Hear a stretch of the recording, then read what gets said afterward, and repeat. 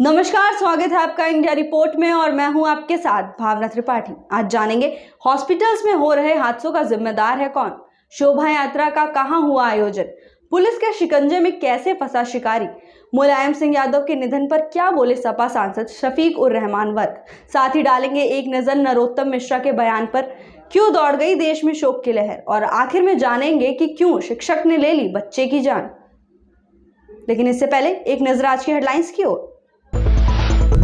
Hospitals की लापरवाही आई सामने, केवल 8 हॉस्पिटल्स को ही प्राप्त है फायर एनओसी। महाराजा अग्रसेन जयंती पर निकाली गई शोभा यात्रा, पुष्प वर्षा कर किया गया स्वागत। सांप के मांस के साथ पकड़े गए 2 शिकारी, वन अमला की टीम ने किया गिरफ्तार। मुलायम सिंह यादव के निधन के बाद सपा सांसद शफीक उर रहमान वर्क का बयान आया सामने, कहा मुलायम किसानों के नेता थे। गुजरात के प्रदेश अध्यक्ष ने प्रधानमंत्री के लिए किया अभद्र भाषा का प्रयोग, गृह मंत्री नरोत्तम मिश्रा ने कसा तंज। मुलायम सिंह यादव के निधन से शोक में है देश, योगी आदित्यनाथ ने किया 3 दिन का शोक घोषित।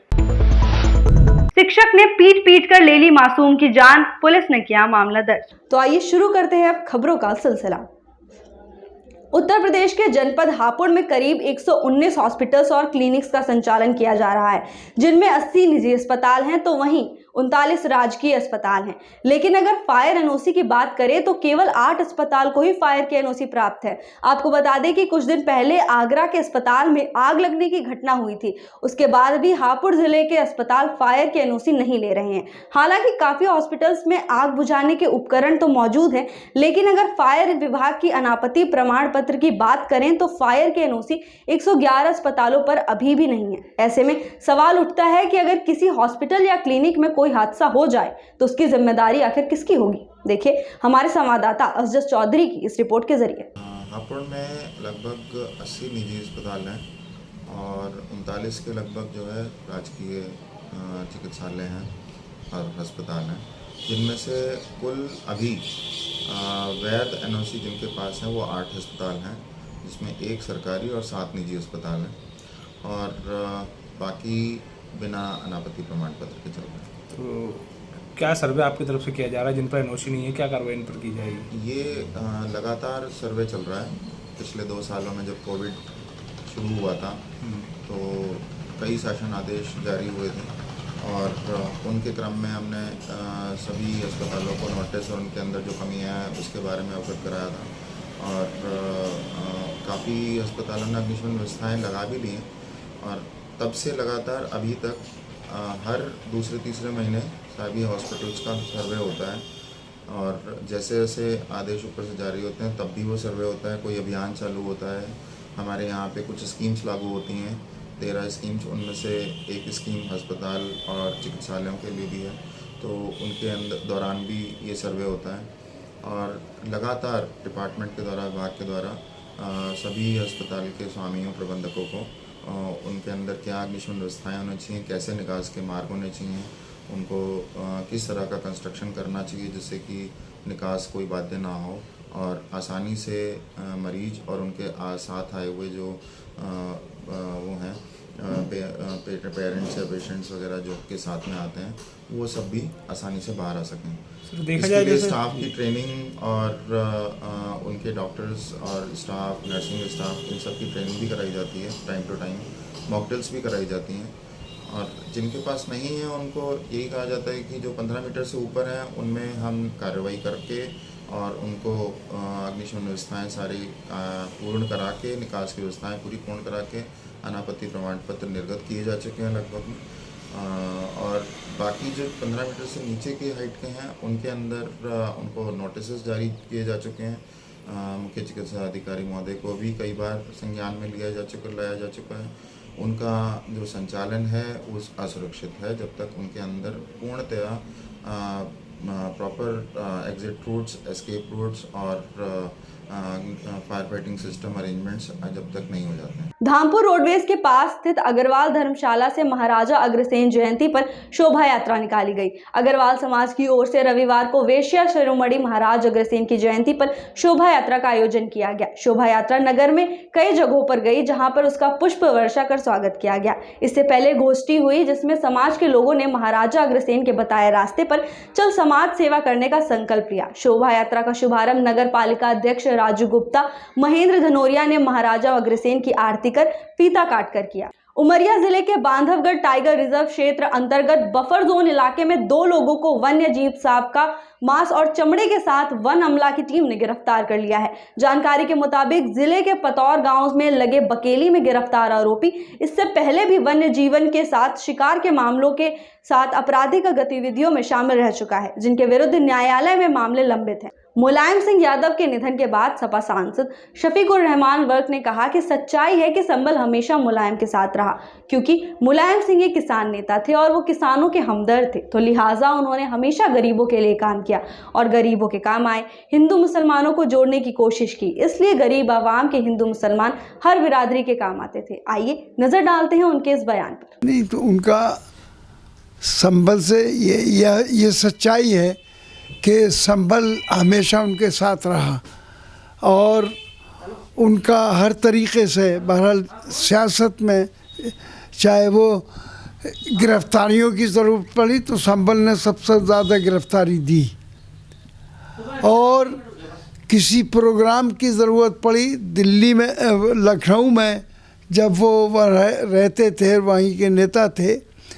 तो उस वक्त भी जब भी उन्होंने कॉल किया, बुलाया, तो संबल से लेकर हम लोग गाड़ियां लेकर, आदमियों को लेकर वहाँ पर पहुँचे और हमेशा उनका साथ दिया। तो चूँकि मुलायम सिंह एक किसान नेता थे और किसानों के हमदर्द थे, तो लिहाजा उन्होंने हमेशा गरीबों का काम किया और गरीबों के काम आए, हिंदू मुसलमानों को जोड़ने की कोशिश की।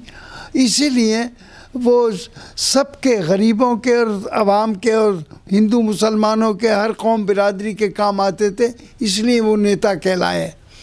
और वो नाम के नेता नहीं बल्कि प्रैक्टिकल नेता थे।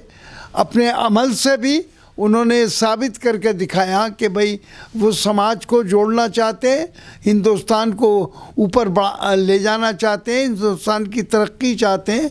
तो लिहाजा आज वो दुनिया में नहीं है, लेकिन वो उन्होंने जो अपने जो ज़िंदगी में जो काम किए हैं, जो देश के लिए काम किया है, जो हिंदू मुसलमानों के लिए और यहाँ की जनता के लिए, जाट सब लोगों के लिए, हर कौम बिरादरी के लिए काम किया है, तो आज लोगों उनकी गुज़र जाने का लोगों को बहुत ज़्यादा तकलीफ़ है और दुख है। और हम यही दुआ करते हैं कि भाई उनके साहबजादे अखिलेश यादव, जो जिनकी समाजवादी कमान जिनके हाथ में है, वो भी सबको जोड़कर चले, सबको मिलाकर चले। और उनके भाई प्रोफेसर राम गोपाल यादव जी जो उनके साथ हैं, और लेकिन शिवपाल जी उनसे इनमें इख्तिलाफ़ है, तो मैं चाहूँगा कि सारे ख़ानदान के लोग, उनके घर के लोग, धर्मेंद्र जी हैं और हैं, सब हैं, सब मिलकर अगर इस समाजवादी को मजबूत करेंगे और सब मिलकर काम करेंगे तो इससे और अच्छा असर पड़ेगा और ज़्यादा समाजवादी को ताकत मिलेगी। मेरी ये काम हो जाए और आपस में अब उनके मरने के बाद में इनमें मेल मिलाप हो जाए तो ये समाज के लिए भी अच्छा होगा, उनके घर के लिए भी अच्छा होगा। गुजरात के प्रदेश अध्यक्ष ने प्रधानमंत्री के लिए अभद्र भाषा का प्रयोग किया था, जिसको लेकर गृह मंत्री नरोत्तम मिश्रा ने कहा कि लोकतंत्र में इस तरह की भाषा का प्रयोग करने की अनुमति तो किसी को नहीं है, पर यह पार्टी ही ऐसी है जिसमें पूरे कुएं में ही भांग घुली हुई है। आइए नजर डालते हैं उनके इस बयान पर। अब लोकतंत्र में इस तरह की भाषा की इजाजत तो वैसे किसी को नहीं है, लेकिन ये पार्टी ऐसी है केजरीवाल जी की, इसके पूरे कुएं में ही भांग पड़ी हुई है। एक मुख्यमंत्री शराब पिए की हालत में विदेश में मिलते हैं, समाचारों में स्थिति देखने को और सुनने को मिलती है। पंजाब में स्वास्थ्य मंत्री शपथ लेते ही जेल चले जाते हैं। एक राष्ट्रपति के खिलाफ अभद्र टिप्पणी कर रहे हैं, संविधान के खिलाफ अभद्र टिप्पणी कर रहे हैं, और अभी आज जो इस्तीफा आया है देवी देवताओं के खिलाफ अभद्र टिप्पणी का एक मंत्री ने इस्तीफा दिया है।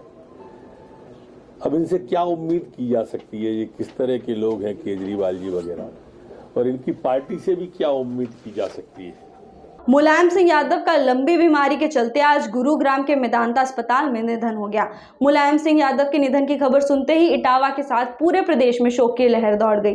प्रधानमंत्री नरेंद्र मोदी ने मुलायम सिंह की कुछ तस्वीरों को सोशल मीडिया पर शेयर करते हुए उनकी तस्वीरें साझा की, तो वहीं उत्तर प्रदेश के मुख्यमंत्री योगी आदित्यनाथ ने प्रदेश में 3 दिनों का शोक घोषित कर दिया है। और नेताजी के चरणों में ही मैंने आंखें खोली।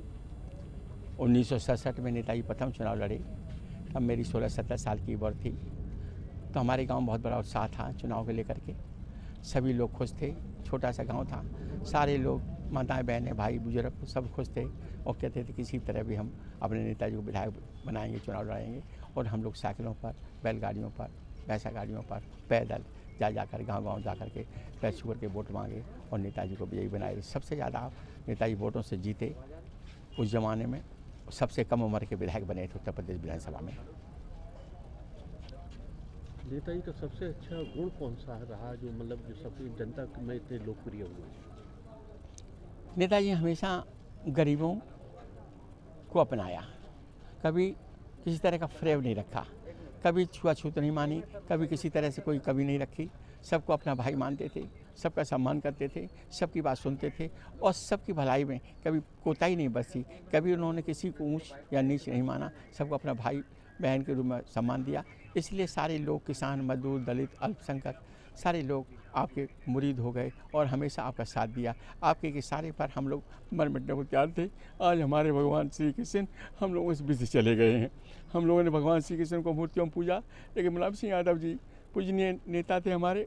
हम उनको भगवान श्री कृष्ण का अवतार मानते थे और उसी तरह हम लोग पूछते थे। जब से मैंने सुना 8:20 में हमें खबर मिली कि नेताजी दुनिया से चले गए, तब से हमारा गांव बहुत ही दुखी है, सारे लोग दुखी हैं और हमारे क्षेत्र के लोग भी आज बड़े शोकमग्न हैं। और हम अपने नेताजी की आत्मा की शांति के लिए परमपिता परमेश्वर से कामना करते हैं कि जहाँ भी हो उनकी आत्मा को शांति मिले और हमेशा भगवान के रूप में पूजनीय हों। ग्रेटर नोएडा के प्राइवेट स्कूल में शिक्षक ने कुछ छात्रों को पीट दिया। इसके बाद एक छात्र की तबीयत बिगड़ गई। छात्र को पहले स्थानीय अस्पताल में भर्ती किया गया। छात्र की हालत लगातार बिगड़ती चली गई तो उसे दिल्ली रेफर कर दिया गया। जानकारी के मुताबिक छात्र की मौत हो गई है। गौतम बुद्ध नगर पुलिस के मामले में आरोपी शिक्षक के खिलाफ FIR दर्ज कर ली गई है। बच्चे के परिवार ने शिक्षक पर हत्या का आरोप लगाया है। आज दिनांक 9/10/2022 को श्रीमती मीनाक्षी पत्नी देवदत्त निवासी जो बम्बावड़ की हैं, उन्होंने सवेरे बादलपुर कोतवाली में एक सूचना दिया कि उसका बेटा कैप्टन सांवरिया पब्लिक स्कूल महावर में कक्षा 5 में पढ़ता था। दिनांक 7/10 को उसके कक्षा अध्यापक शोभरन ने उसके साथ मारपीट किया, जिससे उसे चोट आ गई। उसे इलाज के लिए दादरी ले गए और वहां से उसे LNJP अस्पताल दिल्ली में रेफ़र कर दिया गया, जहां कल 8 तारीख की शाम को उसकी डेथ हो गई। इस पर बादलपुर कोतवाली में अध्यापक शोभरन के खिलाफ धारा 304 का मुकदमा पंजीकृत किया गया है। उसकी तलाश के लिए 4 टीमें लगाई गई हैं। जल्दी उसकी गिरफ्तारी हो जाएगी और आवश्यक विधिक कार्रवाई की जा रही है। फिलहाल बुलेटिन की खबरों में मेरे साथ बस इतना ही। ताज़ा तमाम अपडेट्स के साथ जुड़े रहने के लिए देखते रहिए इंडिया रिपोर्ट।